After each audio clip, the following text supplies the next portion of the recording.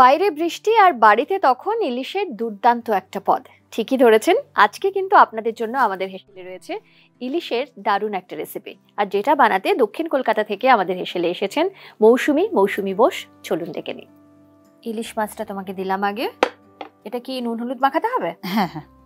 আচ্ছা, ইলিশ মাছটা কি ভাজবে, ভেজে করবে না না ভেজে? নুন হলুদ মাখিয়ে ভেজে নেব। ভাজবে, আচ্ছা। কিন্তু ইলিশ মাছের কি রেসিপি করছি আজকে? ইলিশ মনিহারি।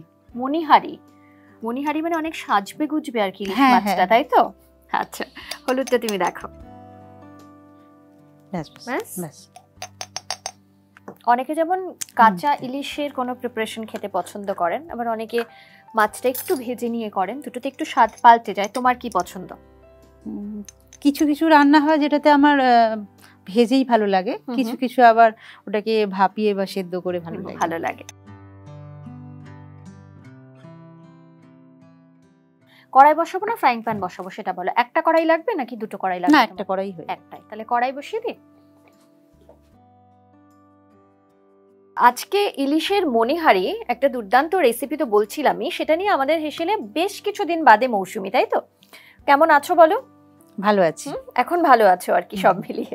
আচ্ছা, এই রেসিপিটা কি তোমার না এই রেসিপিটা কোনো জায়গা থেকে শেখা? না, আমার এক দিদির কাছ থেকে এটা শেখা। শিখেছো? ইলিশ মাছ খেতে ভালোবাসো? হ্যাঁ, একদম ভীষণ ভীষণ ভালোবাসো। ইলিশ মাছ মানেই আমার যেটা মনে হচ্ছে তুমি সর্ষের তেলে করবে নাকি? হ্যাঁ হ্যাঁ, সর্ষের তেল দেবো, তার মধ্যে একটু বাটার দিয়ে দেবো। সর্ষের তেল আর বাটার। তাহলে মাছ ভাজার জন্য প্রথমে তেলটা দিই। তেলটা কতটা দেবো বলো? ব্যাস ব্যাস ব্যাস। এখন এর মধ্যে একটু বাটার দেবো। ইলিশ মাছ বাটার দিয়ে, এই জন্য মনিহারি নাম, তাই না? অনেক কিছু মিক্স হবে। আমি পেঁয়াজ দেখতে পাচ্ছি, টমেটো দেখতে পাচ্ছি। এখানে কি এটা? পোস্ত বাটা। এটা কাজু। হ্যাঁ, কাজু। আর ওটা চালমগজ। এটা চালমগজ। এখানে রয়েছে সর্ষে, কাঁচা লঙ্কা। তার মানে সত্যি অনেক কিছু দিয়ে সাজছে এখানে ইলিশ মাছ। চলো দেখা যাক কিরকম হয়। তেল গরম হয়ে গেছে, এবার আমরা মাছটা দিয়ে দেবো। আচ্ছা,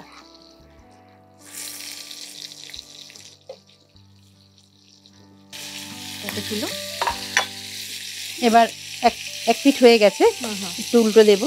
দেখো সাবধানে।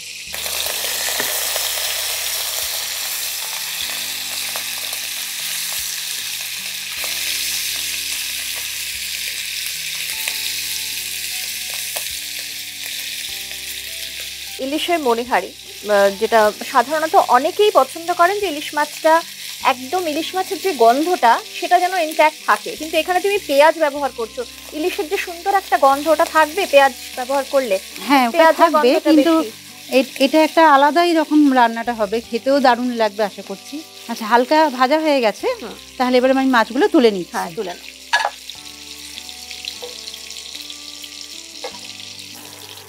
এই তেলটাতেই রান্না হবে, তাই তো? এবারে কি দেবো বলো? এবার আমরা দিয়ে দেবো হচ্ছে পেঁয়াজ বাটা, যেটা একটু সেদ্ধ করে বাটা আছে। আচ্ছা, পেঁয়াজটাকে একটু সেদ্ধ করে তারপরে বেটে নিয়েছো। এখানে একটা পেঁয়াজ রয়েছে, একটা বড় পেঁয়াজ। হ্যাঁ, একটা পুরো লাগবে না, 2 চামচ দাও। 2 চামচ দেবো, যেহেতু 4 পিস এখানে আমাদের ইলিশ মাছ রয়েছে, তাই তো? আচ্ছা, 2 টিস্পুন টমেটো বাটা। এটাও কি সেদ্ধ করেছো না? এটা কাঁচা টমেটো। এটা কাঁচা।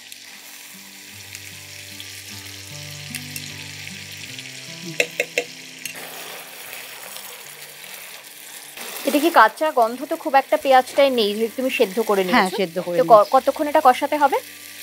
খানিকক্ষণ কষিয়ে তারপরে বাকিগুলো এবারে দিব। আচ্ছা,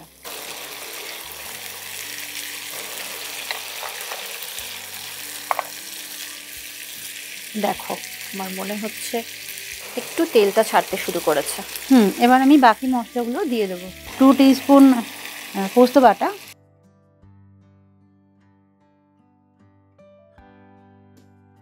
2 টিস্পুন চালমগজ বাটা,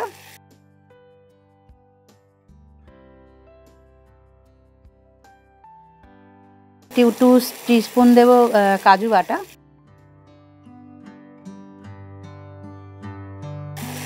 এর মধ্যে দিয়ে দেবো একটু কাঁচা লঙ্কা বাটা।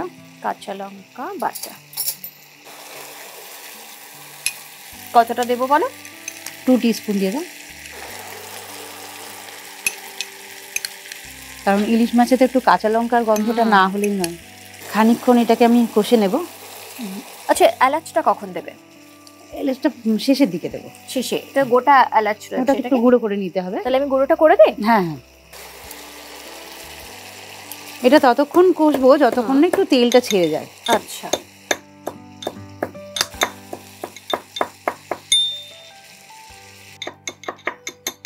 দেখো তো আর গুঁড়ো করবো না, হয়ে যাবে। তেলটা অল্প অল্প করে ছাড়ছে, আর একটু কষে নেব। এটা হয়ে গেছে না? এটা হয়ে গেছে, তেলটা ছেড়ে গেছে। এবার আমরা দিয়ে দেবো পরিমাণ মতো নুন। নুনটা অলরেডি আগে একটু দেওয়া আছে, তাহলে একটু কম দেবো। তুমি একটু বলো। আর একটু কম দাও, ব্যাস। কাশ্মীরি লঙ্কার গুঁড়ো। আচ্ছা,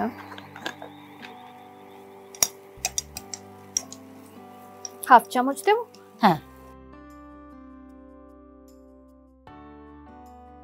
দিয়ে দেবো অল্প একটু চিনি, একটু হলুদ, দেখো এটুকু, আর একটু কম, ব্যাস দিয়ে দাও। দেবো হোয়াইট পেপার। হোয়াইট পেপার কত? এতটা? একটুখানি সাদা জিরে। একটু সাদা জিরে, মানে জিরে গুঁড়ো? হ্যাঁ হ্যাঁ। এবার দিয়ে দেবো সর্ষে বাটাটা এর মধ্যে। 1 চামচ দিলাম, কারণ সর্ষে তো একটু ইলিশ মাছে না দিলেই নয়। একদম। খানিকক্ষণ নেড়েই আমরা একটু জল দিয়ে দেবো। আচ্ছা, অলরেডি কিন্তু এইটা মানে করতে করতে মশলাটা কষে গেছে, কারণ তেলটা বেরোচ্ছে, দেখেছো?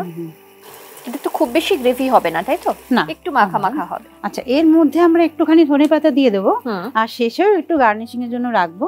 আচ্ছা, কারণ যাতে একটু ফ্লেভারটা আসে। আচ্ছা,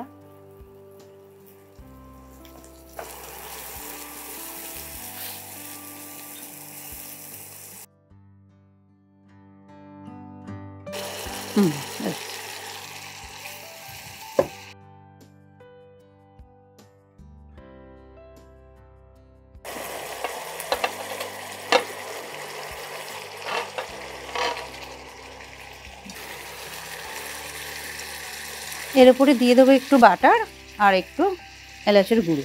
এতটা দিয়ে দেবো? দিয়ে দেবো। আর দিচ্ছি এলাচের গুঁড়ো, যেটা তুমি করে রাখতে বললে। দিয়ে দিই পুরো?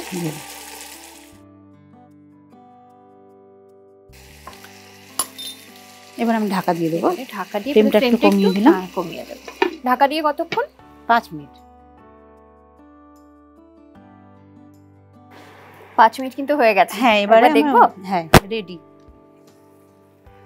বাহ, গন্ধটা যা বেরিয়েছে।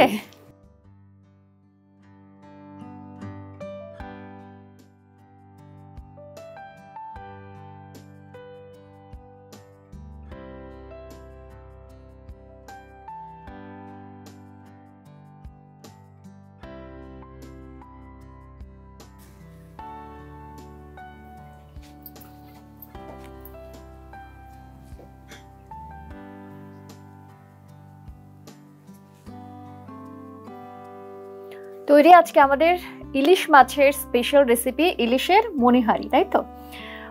খেতে কেমন হয়েছে সেটা জানি না, তবে গন্ধটা খুব ভালো বেরোচ্ছে। তার জন্য এবার খেয়ে দেখতে হবে যে এটা কেমন হলো। সাধারণত আমি ইলিশ মাছ একদম কাঁচা ইলিশ বা ওই ভাপা, সেটাও কাঁচা ইলিশে ভাপা, এটা খেতেই সবসময় পছন্দ করি, কিন্তু তুমি এত সুন্দর করে বানিয়েছো, এটা একবার খেয়ে দেখতে হবে কেমন হলো। একদম, চলো চলো।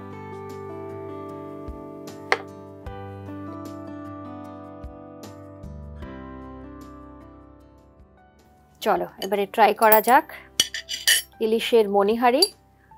সাদা ভাত নয়, ইলিশ মাছ তো এমনিও খাওয়া যায় না। ভেঙে নিচ্ছি।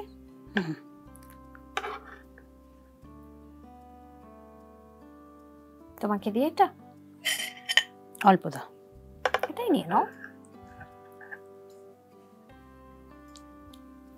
সঙ্গে এটার গ্রেভি বোধহয় নিতেই হবে, তাই না? গ্রেভিটাই বোধহয়, ইলিশ মাছ তো মেন, সঙ্গে গ্রেভিটাও কম নয় আর কি।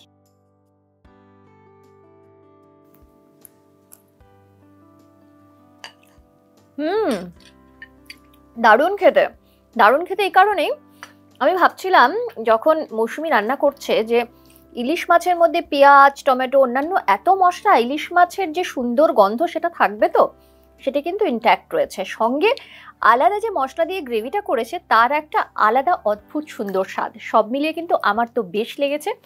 আমার মনে হয় যারা ইলিশ মাছ খেতে ভালোবাসেন তারা একবার ট্রাই করতে পারেন, তাই তো? একদম একদম।